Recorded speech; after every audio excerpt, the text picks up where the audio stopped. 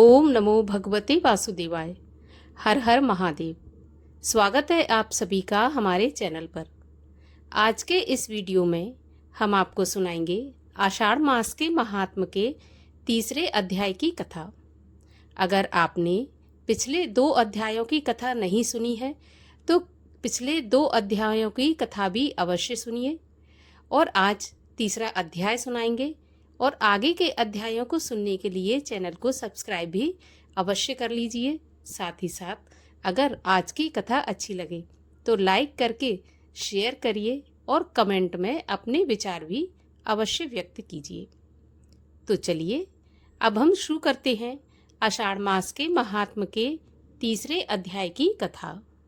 शिवदूतों के वचन सुनकर देव ऋषि नारद ने पानी में अपना प्रतिबिंब देखा तो अपना वानर जैसा मुख देखकर क्रोध से भर गए।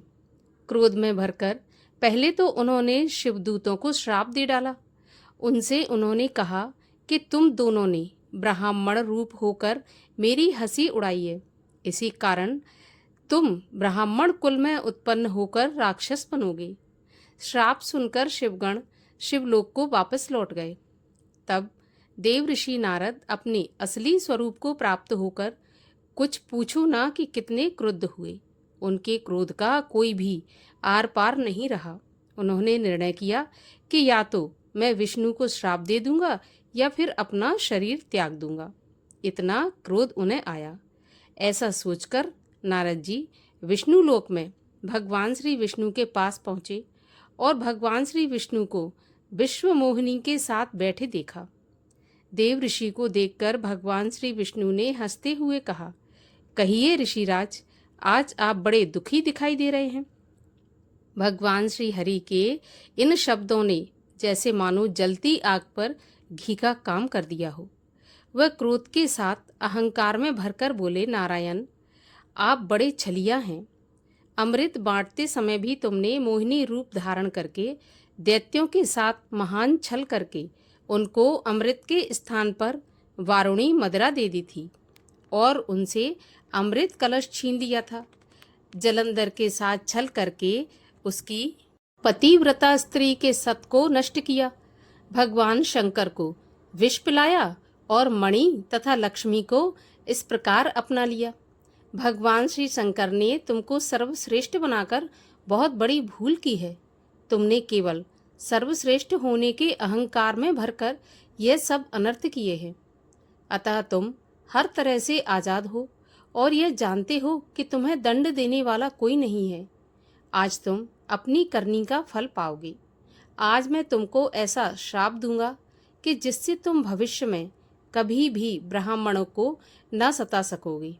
माना कि तुमको भगवान की उपाधि शंकर जी ने दे रखी है, मगर मैं तुम्हें श्राप देता हूँ कि जो कभी झूठ हो नहीं सकता। तुमने मनुष्य शरीर धारण करके मेरा अपमान किया है। बस इसी रूप में तुम मनुष्य राजा होगे और इसी प्रकार स्त्री के वियोग भोगोगे। जिस प्रकार से तुमने स्त्री कलेश में मुझे दुखी किया है, तुमने वानरों जैसा मेरा मुख बनाया है, इसलिए यही वानर तुम्हारी सहायता करेंगे। तुमने स्त्री के लिए मेरा अपमान किया है, इसलिए तुम मनुष्यों की भांति स्त्री वियोग में दुखी रहोगे। भगवान श्री विष्णु ने भगवान श्री शंकर की इच्छा जानकर यह श्राप अंगीकार कर लिया। ठीक उसी समय भगवान श्री विष्णु की माया ने देव ऋषि नारद को अपने जाल से मुक्त कर दिया। भगवान श्री विष्णु के साथ जो कन्या दिखाई दे रही थी वह अदृश्य हो गई और देव ऋषि नारद जी का माया द्वार लुप्त हुआ। ज्ञान फिर से उपस्थित हो गया। तब नारद जी पछताने लगे और कहने लगे कि यह सब मैंने क्या कर डाला। उन्होंने भगवान से कहा, भगवान, आपकी माया को कोई नहीं पा सकता। मैं अपने आपे में नहीं था। हे नाथ, मुझे क्षमा कर दो। मैंने अज्ञान के वश भगवान श्री शंकर की माया से मोहित होकर आपको श्राप दे डाला है। अब मुझे घोर नरक में जाना पड़ेगा। प्रभु, अब कोई ऐसा उपाय कीजिए जिससे कि मैं इस पाप से मुक्त हो जाऊं।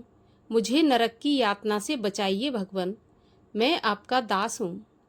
इतना कहकर देवऋषि नारद भगवान श्री विष्णु के चरणों में गिर पड़े।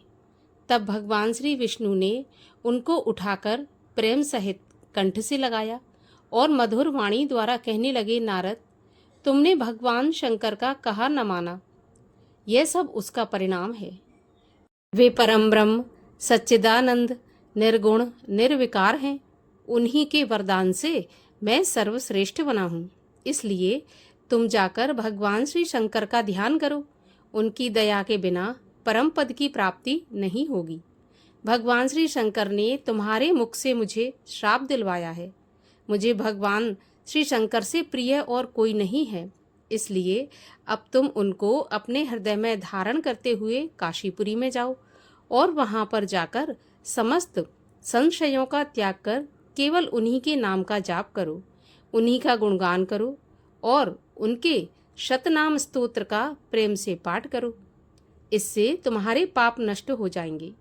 श्री काशीपुरी में भगवान श्री शंकर जी के दर्शन करने के पश्चात तुम अपने पिता ब्रह्मा जी के पास जाकर भगवान श्री शंकर के नाम को सुनो, क्योंकि श्री ब्रह्मा जी भगवान श्री शंकर के अनन्य भक्त हैं।